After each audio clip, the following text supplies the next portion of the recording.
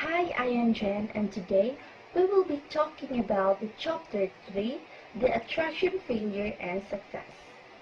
This chapter aims to review the state of the UK visitor attraction sector, discuss the literature pertaining to businesses' failure and success, identify potential success criteria for visitor attractions, and discuss specific case examples of recent failure and success in the sector.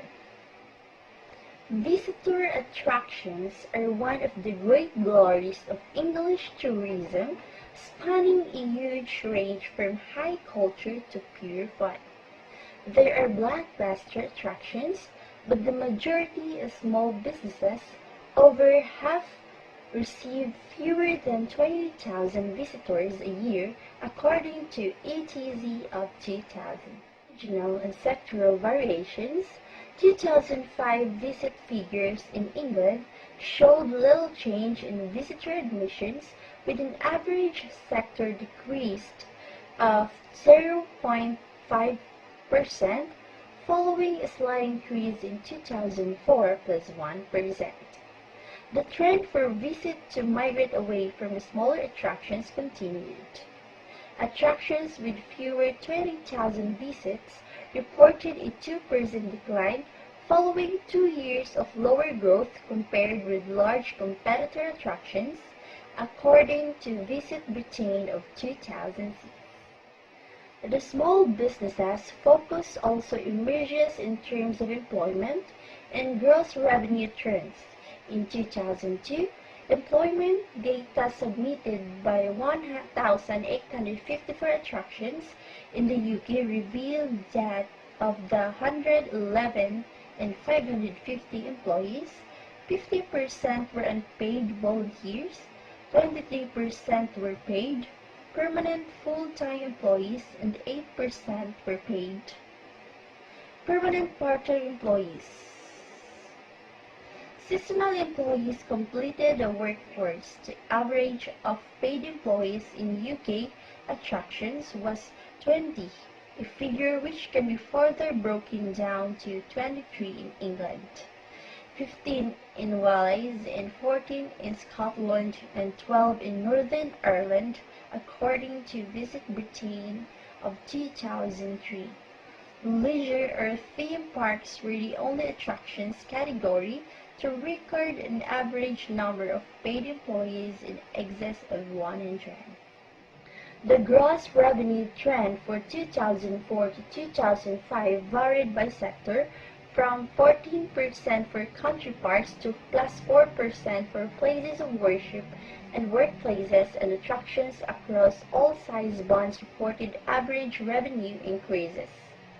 However, attractions with over 100,000 visits recorded a higher proportion of attractions with revenue increase than attractions with fewer than 50,000 visits, as was the case in 2003 and 2004, according to Visit Britain of 2006. Visit attractions operate in a very competitive environment, and the predominance of the small business sector is important. This chapter examines critical factors in the success or otherwise of the visitor attraction sector.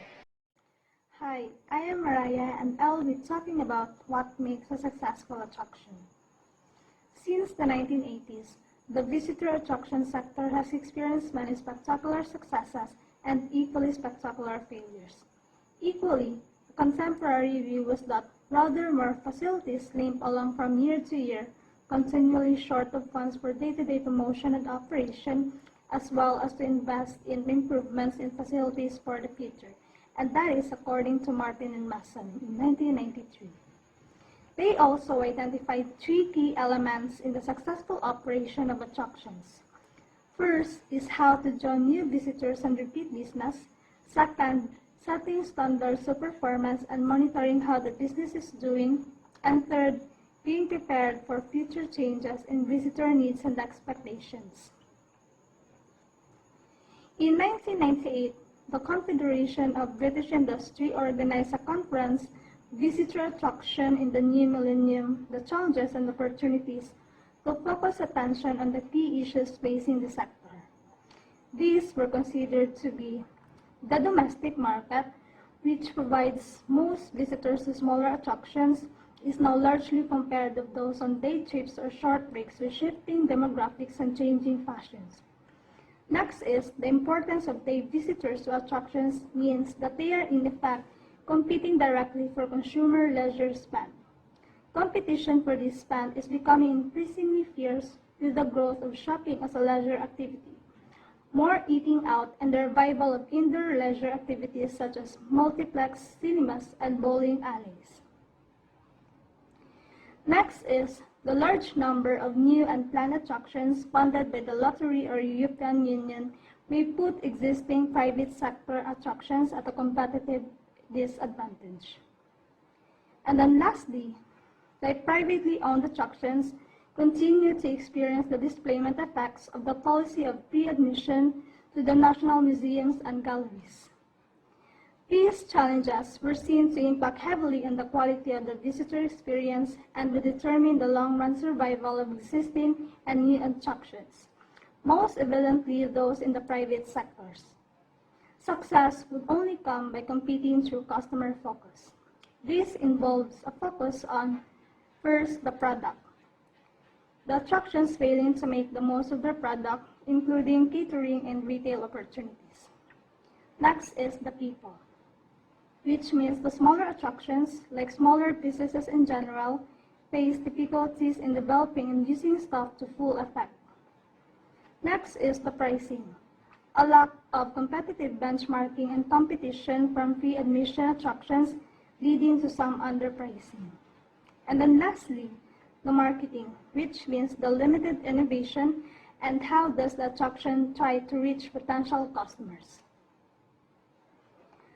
The conference encouraged the production action for attractions, offering a framework for action with a comprehensive set of strategic objectives and recommendations for the visitor attraction sector in England. Key areas were identified for attention, comprising market measurement, increasing visitor satisfaction, improving attraction management skills, benchmarking, quality funding and investment, taxation, and development and planning. Camp in 2001 suggested that leisure is about fun and learning for the visitors, but for Europe's visitor attraction operators, fun was in short supply and tough lessons needed to be learned.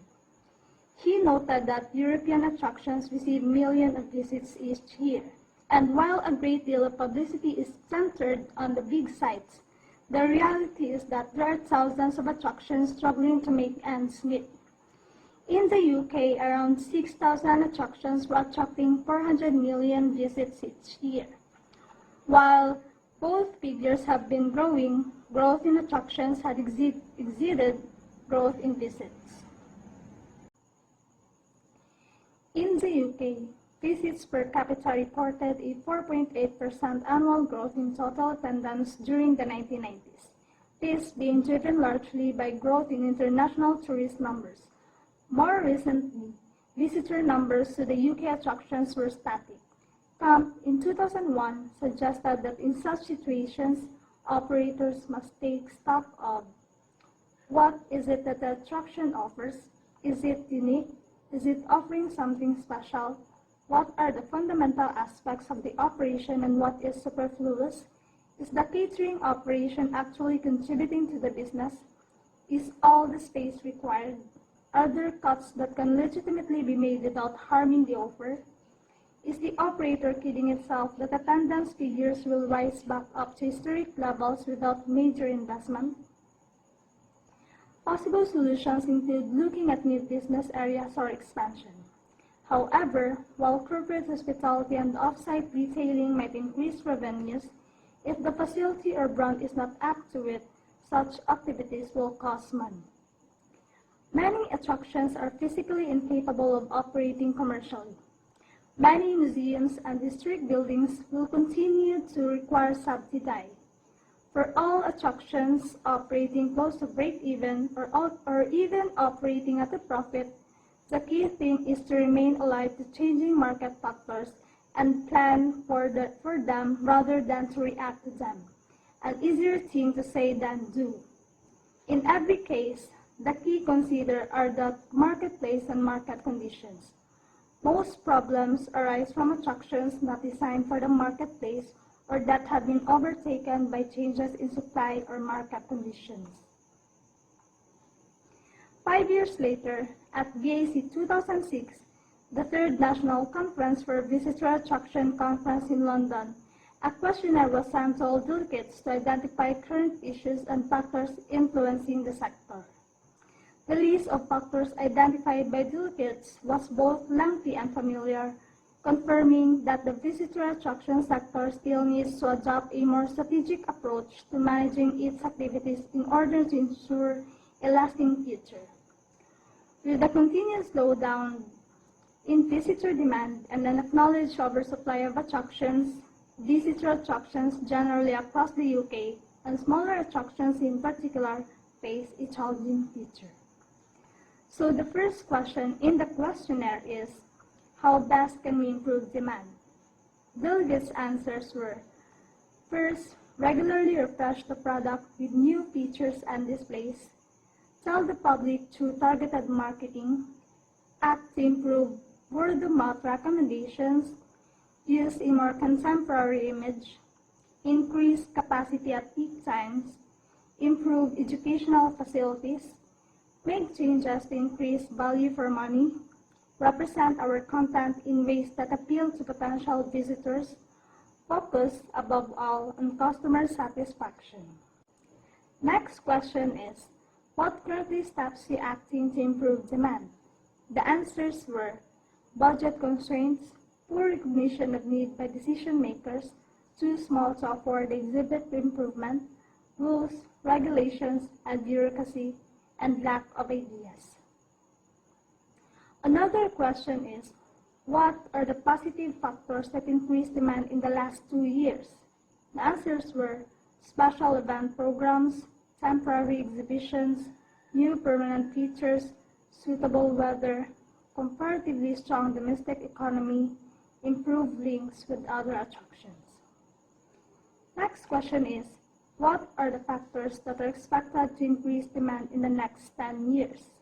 The answers were create new facilities, refocus on core assets or theme and identity, new distribution channels and related incentives, vouchers, e-commerce, trend towards pre-booking, relative decline in value of bounds, involve more volunteers, and diversify to overcome limitations that threaten viability. On the other hand, what are the negative factors expected to reduce demand in the next 10 years? The answers were more competition for leisure spend and time, inability to effect improvements, lack of investment, terrorism act and fears, global warming, more competition for leisure spend, road congestion and travel costs, unlevel playing field within private and public, Olympic distractions, increased energy costs, aviation restrictions, and lastly, older working age, which means reducing volunteers' future. Hi, I am Nicole and I will be discussing the reasons for business failure. Due to the limited research into tourism business failures and attractions, in particular, this session starts by providing an overview of generic causal factors. According to Berryman 1983, focused more on the managerial causes of a small business failure, identifying 25 causes under 6 headings. First, the accounting. Accounting problems such as debtor and stock control or inadequate records. Second is marketing. This can be mainly and various from a lack of understanding of customer needs or identification of target customers to poor selling skills. Third is the finance. Financing a firm that is failing is bound to be a problem. Cash flow will be poor and further finance may be unavailable. However, this is simply an obvious symptom of the problem, rather than a root cause. Nevertheless, as many firms have found, undercapitalization at startup can be a significant factor in a subsequent failure. Firms that are highly successful almost from startup can face the danger of overtrading if they are undercapitalized. Other internal factors, for example, excessive drawings, nepotism, or negligence. Next is the behavior of owner-manager. Personal problems such as an inability to delegate, reluctance to seek help, excessive optimism, unawareness of the environment, inability to adapt to change, and thinness of management talent as reasons for failure. External factors are the effects of the economic environment or changes in the industry or market.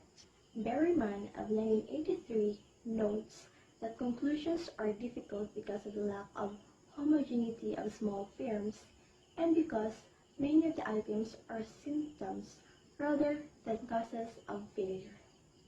This can be categorized together as poor management and concluded that this combines with the personality traits of the owner and external factors to cause decline. However, there is no discussion on the process of failure and therefore how it might be avoided. The literature of business failure can be divided into that which focuses on the corporate sector, the small business sector, and business startups. As business startups came to become small-medium enterprises, of which some will grow to become large corporations. It is expected that there is some commonality in reasons given for business failure within the different literature, and this will now be explored in more detail. Poor management may result from autocratic control, where the leader is not receptive to new ideas and not willing to change, referred to as top management blindness. It is according to Richardson et al. Of 1994-1995. An ineffective board where the necessary skills like finance, marketing, human resources, operational skills, and etc. are not balanced and directors do not participate fully in discussions and communication is limited. And situations where managers focus on internal operations. Rather than responding to changes in the business environment, resulting in a strategic drift, according to Richardson et al. 1994, inadequate financial control refers to the inadequacy or even lack of systems in place to monitor financial indicators, control budgets, and forecast cash flows, resulting in weak information base upon which to act, according Slater and Lovett of 1999. Failed startups have also attracted attention in literature.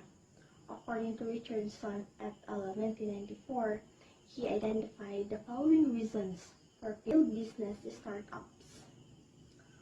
First is over-optimistic assumptions during the planning stage, including assumptions about levels of sales and prices, the growth of sales, operational costs, profits and cash, support from external stakeholders, and the ability of management to implement the planned development. Next is the lack of contingency planning. According to Slater and Lovett of 1999, conducted research into corporate failures and identified 13 causes of business decline and failure. Internal factors included poor management, inadequate financial control, high costs, lack of marketing effort, and organizational inertia. These were often aggravated by external changes in market demand and competition. Some entrepreneurs focus more on coming up with new ideas rather than making sure developments are a long-term success. According to Stokes and Blackburn of 2002, these are called serial entrepreneurs. There have been few studies into the reasons for tourism business failures.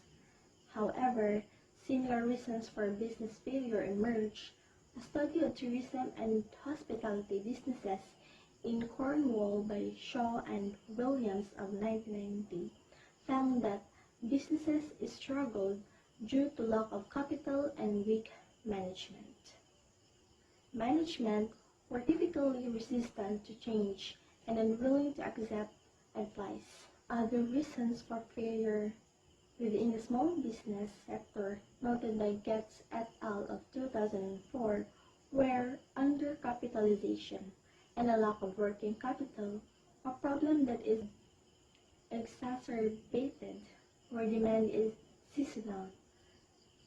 According to Laper of 2003, provides a case study of a failed attraction in Australia, the Big Banana. This was developed into a theme park in 1989 but failed within 6 months, with losses of $30 million. Originally a transit stop with a stall, parking, and toilets seated next to a 15-meter high model of a banana.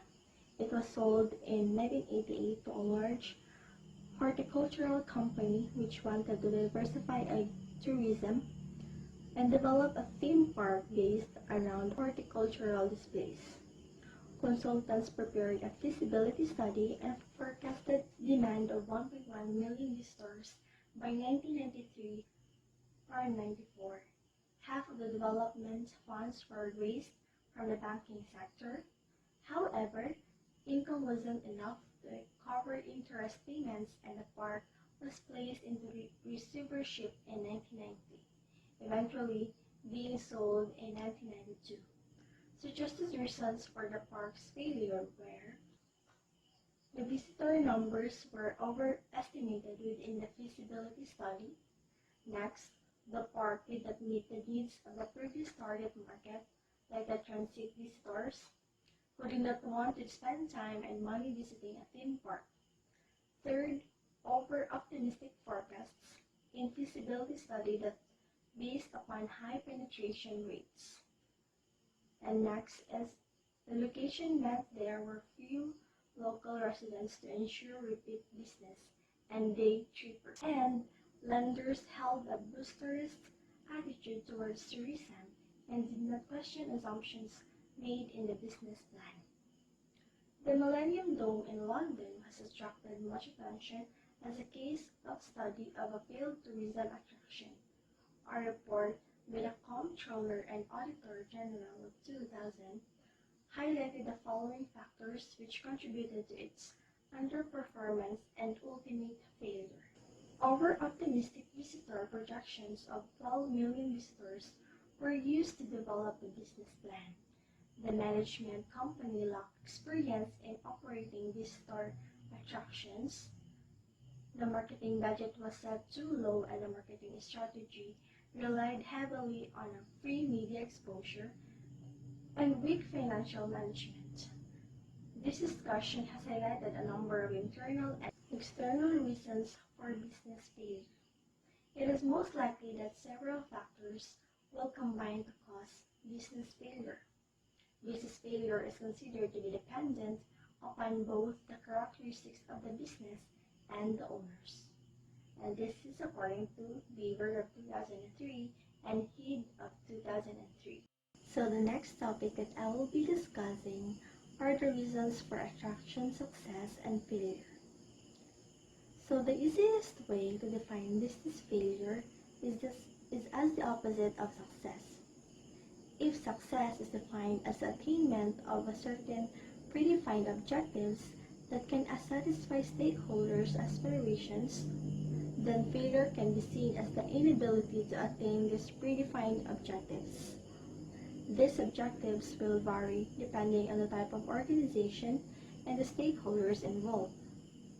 The stakeholders may be internal or external to the organization. For most attractions, the key stakeholder will be the owner or manager, and different owners will have different objectives for developing their business. Entrepreneurial owners will set business growth and profit maximization as their main objectives.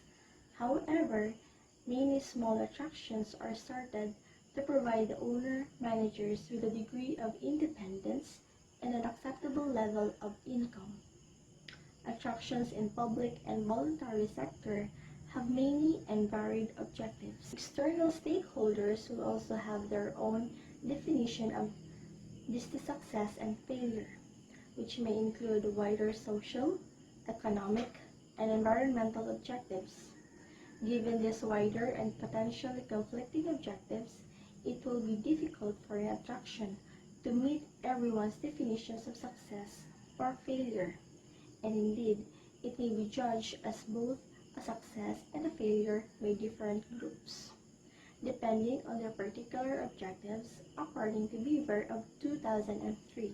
It should also be noted that for the economy as a whole, individual business failure may be a good thing. According to Service of SBS in 2007, the research conducted for the Small Businesses Service shows that high levels of business churning, where high failure rates are combined with high startup rates, actually leads to improvements in productivity and economic growth. As such, higher failure rates are not necessarily a bad thing, as they allow resources to be reallocated in a more socially optimal manner. So this ends my topic. One of the reasons suggested for this rise in the failure rate is the exhaustion of financial resources, which may be used in the short term to cover trading losses, according to Creasy in 2006. To get a clearer understanding of the level of business churn within the visitor attraction sector, and in particular the level of failure, both registrations and deregistration for relevant SIC codes have been analyzed in the table 3.2. These classes do include other subclasses which are not of relevance to the sector. However, data are not published beyond the 3-digit level. Since the beginning of the new millennium, failure rates for the sector have remained relatively steady, varying between 8.1% in 2000 and 7.4% in 2005. Higher failure rates tend to be experienced within the other recreational activities category, reaching 10.4% in 2000. However, these figures have fallen in recent years. Failure rates tend to be lower in the library, archives, museums, and other cultural activities category. Taking into account new registrations as well as these failure rates, the impact on the total number of businesses within the sector is shown in figure 3.2. Overall, since 2000, there have been more deregistrations than registrations. This has led to a 6% decrease in the number of registered businesses since 2000.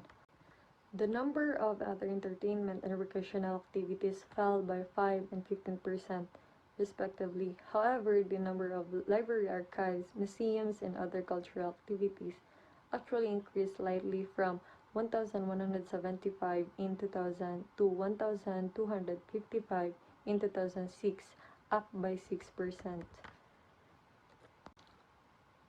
So that's all for measuring survival and failure rates. I hope you understand and learn. Thank you. The National Center for Popular Music.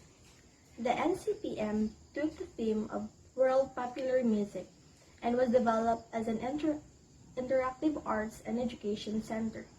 It was designed as a technology-based attraction, explaining the technology of music using information technology, video, laser, and interactive exhibits, thereby differentiating itself from other music attractions with a memorabilia focus.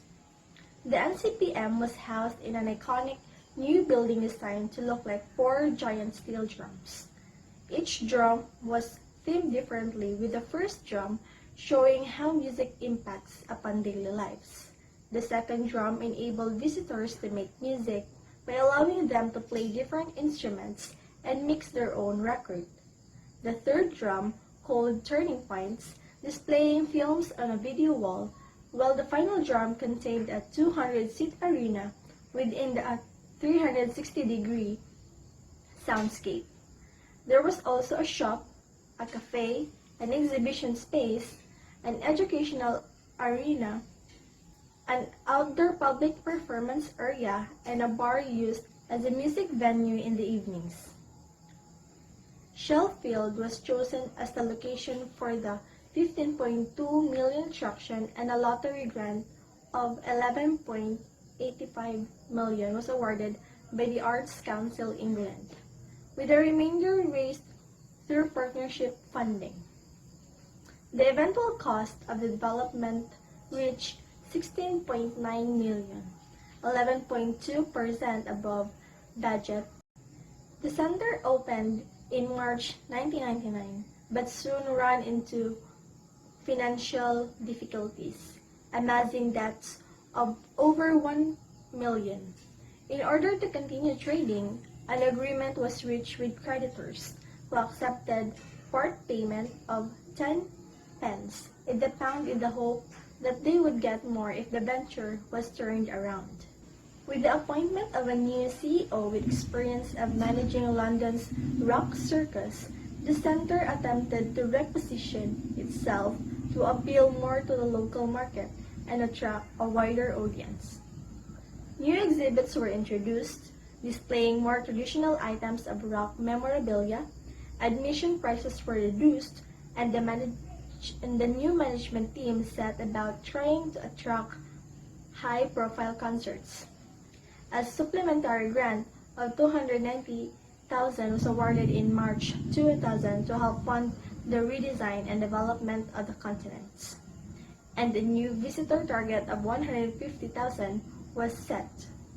An additional 900,000 was earmarked by the Arts Council England to fund improvements to the public facilities and exhibitions and to add more interactive content. However, to avoid further losses to its creditors and risk personal liability, the center decided to cease operations as a visitor attraction in June 2000. The center did reopen briefly as a music venue before closing to the public in 2002. It eventually reopened again in 2005 as a student union, after being sold for 1.85 million to Sheffield Hallam University.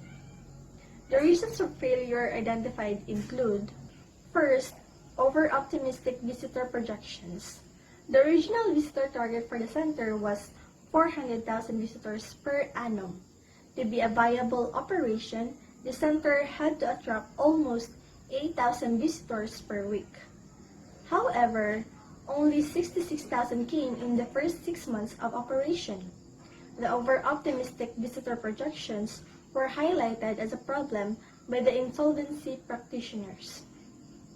As the chairman of the Arts Council England noted, they were told by consultants that because hundreds of thousands of people go to rock concerts, a museum would get very good attendance figures. They were wrong. People who go to rock concerts do not go to museums. Second, the content. The content was seen as a problem, with the architect concerned about the lack of memorabilia, the limited hands-on approach, and the lack of educational content. Hi, I'm Leslie and I will be talking about the Earth Center. The Earth Center was designed to be a museum of the Earth based on the theme of sustainability in order to increase awareness of environmental issues and sustainable development, according to McKinley et al. In 2004. Originally, a site was sought in London, but land prices were too high, and in 1990, a site in South Yorkshire, which was to be reclaimed from two disused collieries, was selected, according to Johnson in 2004. Doncaster Council supported the development and provided funding to undertake initial research, and further funds were secured to conduct a feasibility study for the development. according to Epstein in 2000. This study proposed a 120 million euro project covering a 400-acre site to include the buildings, exhibitions, gardens, and accommodations. So in 1995, the Millennium Commission agreed to offer a grant of 50% funding up to 50 million euro. The initial project was scaled down to 100 euro, and much funding was secured from sources including the European Regional Development Fund of 9 million euro and English partnerships 5.4 million euro. However, funding came in more slowly and in much smaller amounts than expected, which meant development had to be paced according to Epstein in 2000 and McKinley et al. In 2004. Phase 1 began in 1997 and focused on the reclamation and landscaping of the site. Some features and facilities were developed, including galleries and a cafe at the site entrance, according to Epstein in 2000. However, the required infrastructure works took up most of the available funds, according to House of Commons in 2000, meaning there was little money left to develop the content. The Earth Center opened in the spring of 1999, and planning the fundraising for Phase 2 then began, according to McKinley et al. In 2004. The second phase focused on improving the visitor product as it was felt that the public perception of sustainable development was limited and more attention needed to be paid to the content of the attraction, according to the House of Commons in 2000. It also aimed at developing facilities to generate additional income streams, including business tourism and environmental consultancy services, according to Epstein in 2000. The site closed in autumn 1999 to allow for the construction of Phase 2, which included additional galleries and exhibition space, a new conference center, and an accommodation block, according to Epstein in 2000. In European Academy of the Urban Environment in 2001. However, due to difficulties in securing much funding and the overrun in construction work, the center did not reopen until July 2001, according to McKinley et al. In 2004. Due to lower than expected visitor numbers, the center ran into financial difficulties in spring 2003, and a new CEO was appointed in June 2003. The new management team focus on widening the appeal of the center by introducing new attractions, including a road train, an indoor play area, miniature golf, and a children play galleon. These changes did have an impact on attendance, the center attracting 150,000 visitors in 2003. However, despite this increase, the center was still operating at a loss, amounting to 140,000 euro for the year, within further debt of 60,000 euro accruing in the first 6 months of 2004, according to Stokes in 2004. The center could not afford to continue operating at a loss, and it closed in October 2004 and was wound up in April 2005 after a buyer could not be found. So there are 5 problems identified include: first is the undercapitalization. A major problem in the Earth Center faced was raising capital to fund the project. In particular, the 50% match funding required by the Millennium Commission, according to McKinley et al. In 2004. Initially, there was a 40 million euro shortfall, according to Johnson in 2004, which led to paced development. The need to reclaim the site meant that the development of the visitor attraction product was delayed, thereby reducing revenue streams and leading to further financial difficulties. So the problem was exacerbated by initial financial projections, including only capital expenditure and overlooking the need for revenue costs to operate and maintain the large site during the extended development period, according to McKinley et al. In 2004. Second is the over-optimistic visitor projection. It was anticipated that the center would attract 500,000 visitors per annum. However, only 80,000 came the first year, according to Johnson 2004. A former CEO is quoted as saying that the Millennium Commission originally projected 1 million visitors in the year of operation, and this figure seems to have been pulled out of thin air, according to McKinney et al. In 2004. Third is the attraction objectives. The lower than expected visitor numbers highlights another issue the Earth Center faced.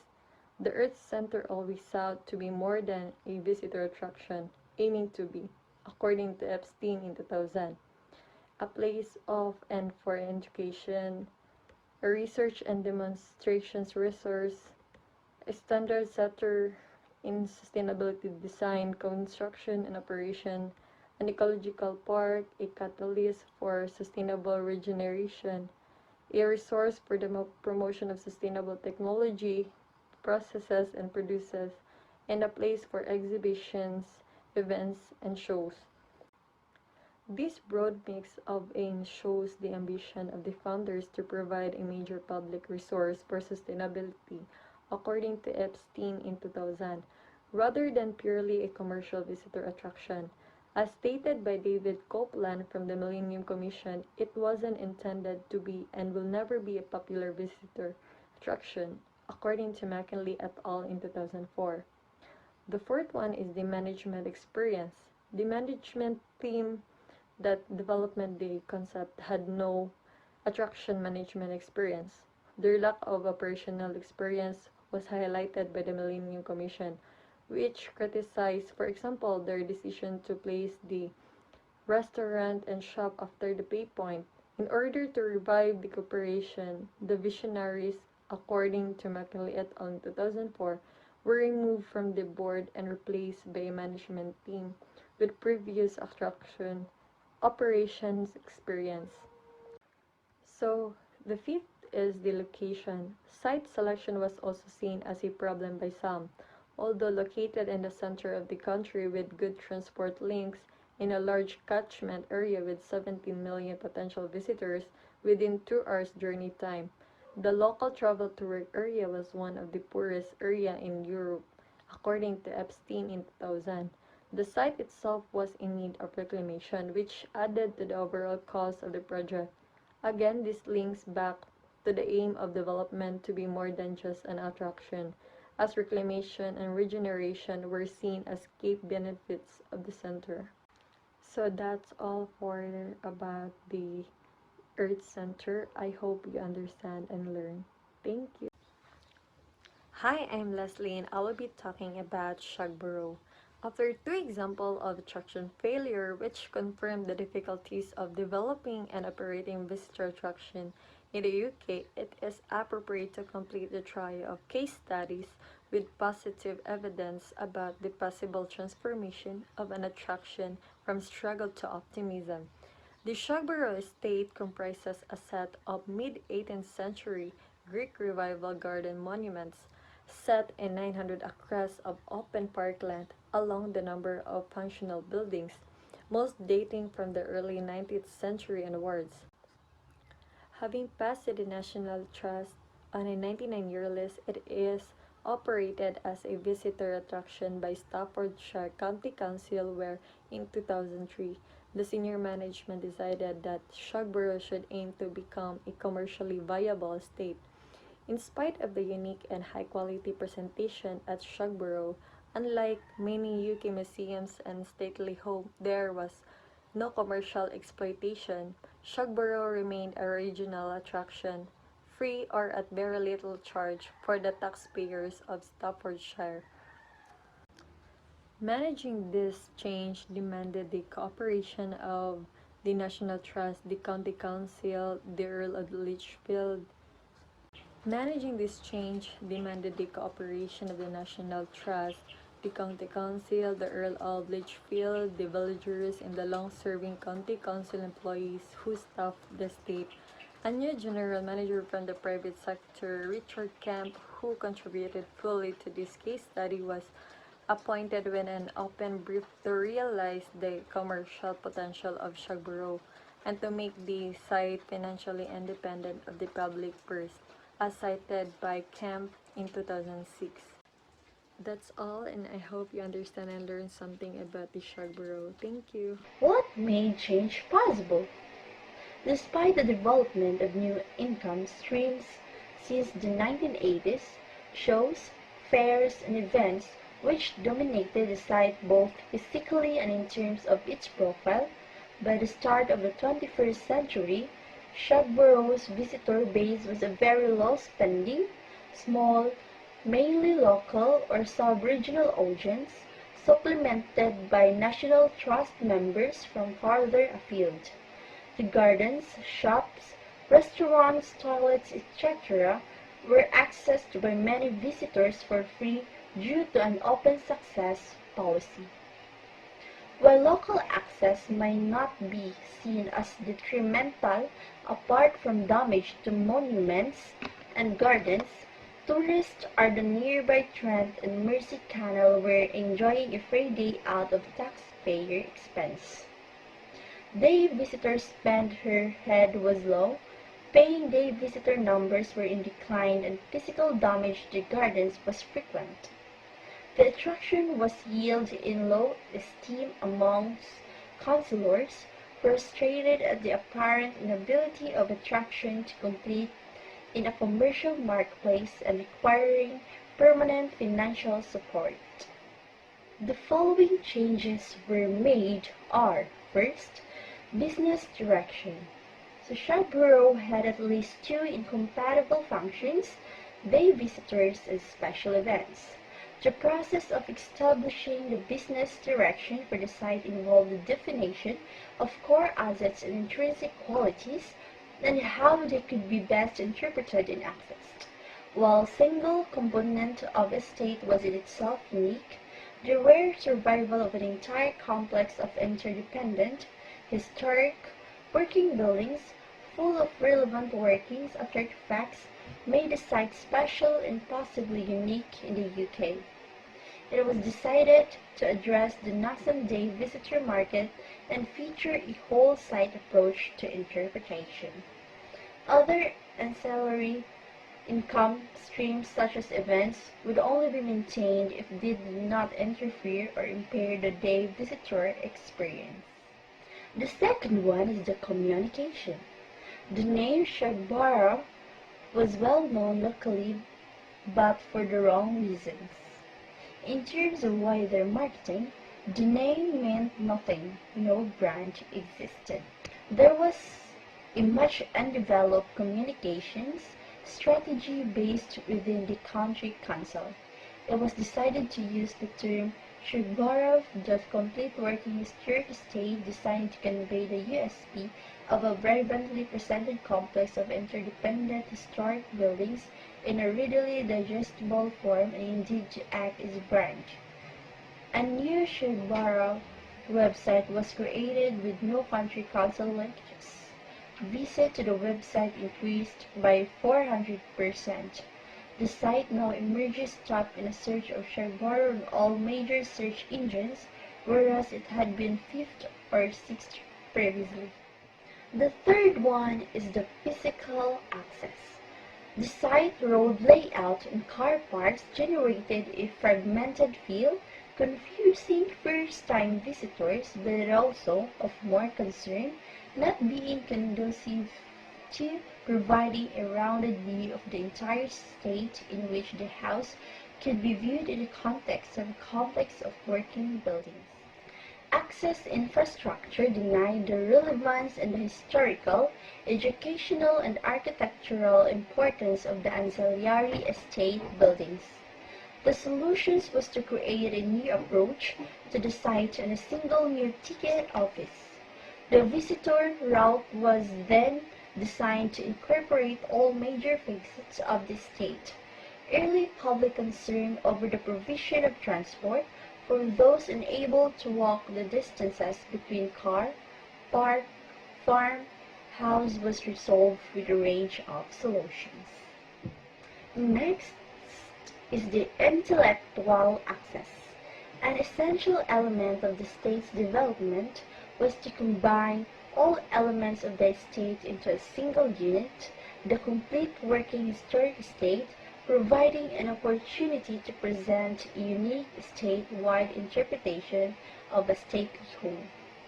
The stay-at-home sector of the UK visitor attractions market has existed for at least 50 years.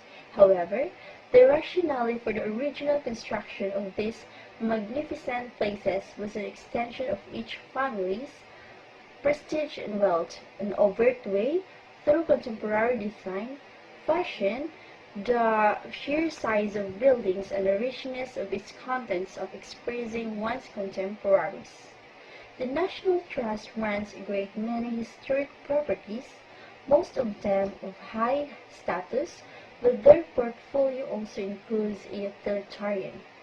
Properties like workhouses, Southwell in Nottinghamshire, or ordinary houses are amongst the public's favorites in the National Trust table.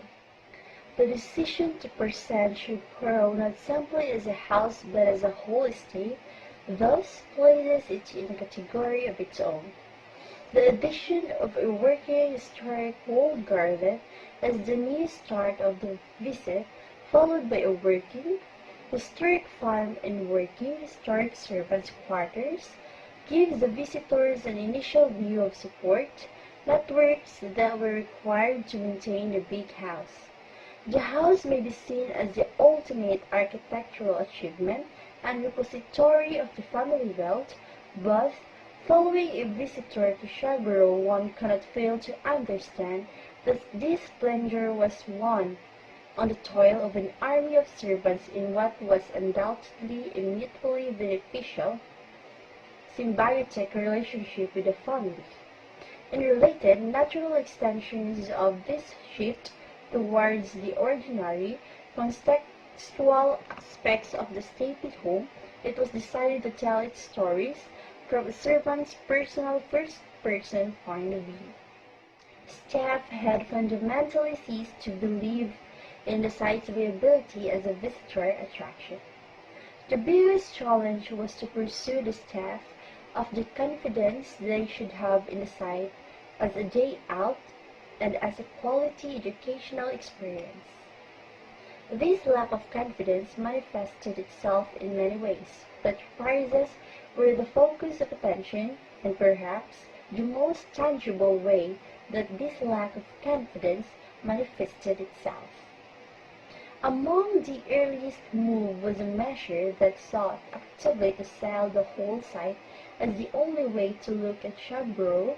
This was promoted as being intellectually sound and commercially advantageous.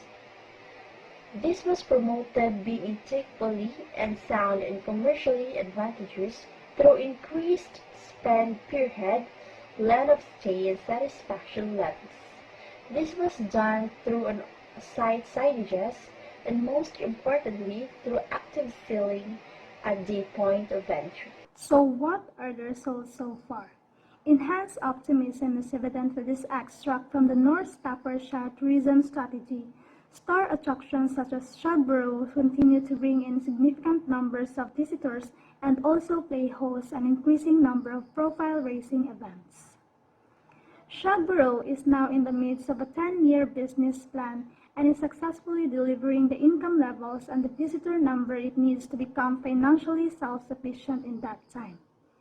The site has a growing reputation nationally for delivering what is called living history. To finish on an optimistic note, 2007 visitor numbers have increased by 50% compared to the same period last year. In conclusion, this chapter has examined visitor attraction, success and failure with a focus on the increasingly difficult competitive environment in which many visitor attractions, especially small-medium enterprises, find themselves. Case studies examine two failures in the sector and the process of transformation at a heritage attraction to engender an optimistic tone. Accounting and finance, marketing, the behavior of owners and managers, and the effect of the external economic and social environment can all contribute to attraction success and failure. Recent figures released by ALVA, or the Association of Leading Visitor Attractions, indicate that overall the visitor attraction sector has staying power and managed to remain vibrant and to continue to be a significant contributor to the British economy according to the Broad 2007 to 2010. While no simple recipe exists to guarantee the successful development and operation of a visitor attraction, this chapter has indicated many of the factors and issues affecting the sector in the first decade of the 21st century.